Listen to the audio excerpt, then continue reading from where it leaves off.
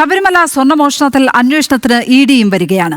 Crime branch FIR register ചെയ്തതിന് പിന്നാലെയാണ് തീരുമാനം. ദേവസ്വം വിജിലൻസ് റിപ്പോർട്ടും മൊഴികളും പരിശോധിക്കും. സഹിൻ ആന്റണിയാണ് വിവരങ്ങളുമായി ചേരുന്നത്. സഹിൻ, ഇഡി കൂടി വരികയാണ് ശബരിമലയിലേക്ക്. എപ്പോഴായിരിക്കും ഈ കാര്യങ്ങൾ അവർ പരിശോധിക്കുക? കിട്ടുന്ന വിവരങ്ങൾ എന്തൊക്കെയാണ് സഹിൻ?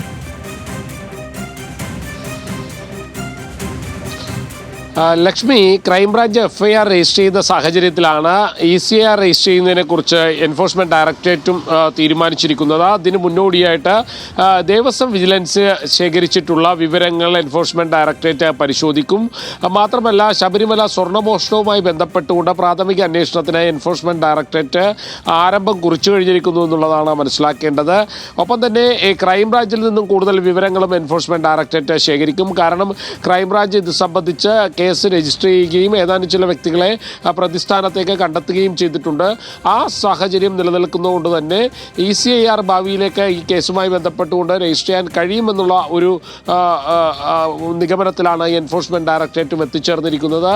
സ്വർണ്ണമോഷണവുമായി ബന്ധപ്പെട്ടുകൊണ്ട് ഹവാല ഇടപാടുകളോ കള്ളപ്പണ ഇടപാടുകളോ നടന്നിരിക്കാമെന്നാണ് എൻഫോഴ്സ്മെൻറ്റ് ഡയറക്ടറേറ്റിൻ്റെ പ്രാഥമിക വിലയിരുത്തൽ. അതുകൊണ്ട് തന്നെയാണ് എൻഫോഴ്സ്മെൻറ്റ് ഡയറക്ടറേറ്റ് ഇതിലൊരു അന്വേഷണം നടത്താൻ തീരുമാനിച്ചിരിക്കുന്നത്. ലക്ഷ്മി, സഹിൻ ആന്റണിയാണ് വിവരങ്ങൾ പങ്കുവച്ചത് കൊച്ചിയിൽ നിന്ന്. സഹിൻ, ഇഡി കൂടി ചിത്രത്തിലേക്ക് വരുമ്പോൾ കാര്യങ്ങൾ മാറുകയാണല്ലേ? മുമ്പ് പല കേസുകളിലും ഇഡി എത്തിയ ഒരു സാഹചര്യമുണ്ട്. പ്രത്യേകിച്ചും ഇഡിയെ തെരഞ്ഞെടുപ്പ് ആയുധമാക്കി ഉപയോഗിക്കുന്നു എന്നടക്കമുള്ള ആക്ഷേപങ്ങൾ, ആരോപണങ്ങൾ ദേശീയ തലത്തിൽ തന്നെ പ്രതിപക്ഷ പാർട്ടികൾ ഉയർത്തുന്ന സാഹചര്യത്തിൽ കൂടിയാണ് ശബരിമല വിഷയത്തിലേക്ക് ഇഡി വരുന്നത്. പ്രത്യേകിച്ചും BJP പല ഘട്ടങ്ങളിൽ ശബരിമലയെ സുവർണ്ണ ആയുധമാക്കിയത് നമുക്കറിയാം, സുവർണ്ണ അവസരമാക്കിയത് നമുക്കറിയാം. ആ ഒരു സാഹചര്യത്തിൽ കൂടിയാണ് ഇഡി എത്തുന്നത്. അതുകൊണ്ട് തന്നെ ഇഡിയുടെ വരവിനൊരു രാഷ്ട്രീയ പ്രാധാന്യം കൂടിയുണ്ട് അല്ലേ?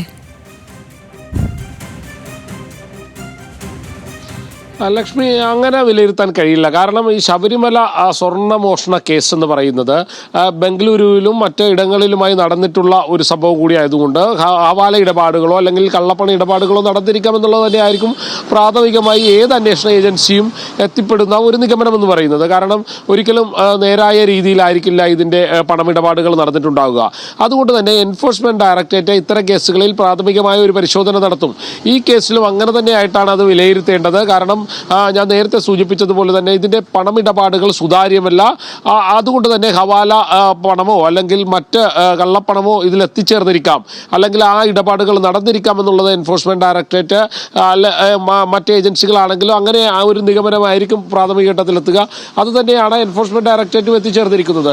അതുകൊണ്ട് തന്നെയാണ് ഒരു പ്രാഥമികമായ അന്വേഷണം നടത്താനും ഇതിലെ പണമിടപാടുകളെ സംബന്ധിച്ച് കൂടുതൽ വിവരങ്ങൾ ശേഖരിക്കാനും സുതാര്യമല്ലാത്ത പണമിടപാടുകൾ ഉണ്ടെങ്കിൽ അതിൽ കള്ളപ്പണ ഇടപാടുകൾ നടന്നിരിക്കാം എന്നുള്ളൊരു പ്രാഥമിക നിഗമനത്തിലേക്ക് എൻഫോഴ്സ്മെന്റ് ഡയറക്ടറേറ്റ് എത്തിച്ചേരാനുള്ള ഒരു സാധ്യതയുള്ളത്. ഇതിൽ ഈ ഘട്ടത്തിൽ നമ്മൾ രാഷ്ട്രീയമായ ഒരു ഇടപെടലായിട്ടൊന്നും ഇതിനെ കരുതാൻ കഴിയില്ല. ലക്ഷ്മി, നോക്കാം എന്താണ് സംഭവിക്കുന്നത് എന്ന്. ഇഡിയുടെ അന്വേഷണം ഏത് തരത്തിൽ പുരോഗമിക്കുമെന്ന് കാത്തിരുന്ന് കാണാം. സഹിൻ ആന്റണിയാണ് കൊച്ചിയിൽ നിന്ന് വിവരങ്ങൾ പങ്കുവച്ചത്.